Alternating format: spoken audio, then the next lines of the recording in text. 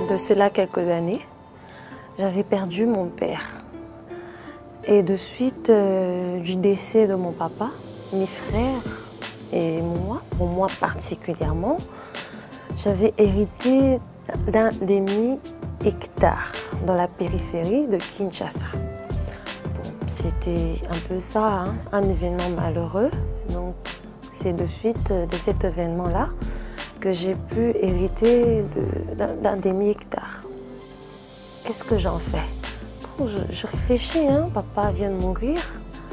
Et qu'est-ce que je vais faire? On va se regarder, moi et la terre, on va commencer à se regarder. Non, je me dis, je vais vendre, hein, et voir comment je vais faire. Donc j'ai préféré la vendre et j'ai pu en tirer quelque chose. J'ai gardé un peu d'argent et une partie, je me suis acheté une moto parce que là, papa était parti. Je devais voir comment m'en sortir, les études, comment je vais faire. Donc j'ai acheté ma petite moto avec des tours un peu à gauche, à droite. Je gagnais quand même quelque chose avec ma moto là aussi.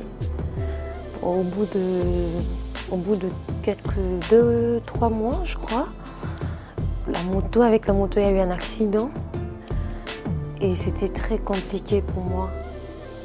Les dommages, ça allait au-delà du prix même de l'achat de la moto. Donc c'était une perte au final. Je me rends compte que je n'ai pas bien vu les contours, que je me suis trompée. Je me dis, enfin, j'aurais dû garder la terre. Parce que là, je n'ai ni la terre, ni la moto. En tout cas, c'est les regrets, c'est vraiment des regrets. J'aimerais vraiment que les jeunes m'entendent. Si vous avez, à l'avenir, vous avez l'occasion, vous avez une chance d'avoir un petit lopin de terre, je vous conseillerais de bien vouloir la garder.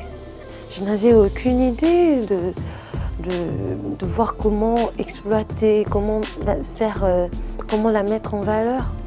Vous savez, même dans notre système scolaire, même à l'université, on nous éduque pas dans ce sens-là. On nous en parle pas.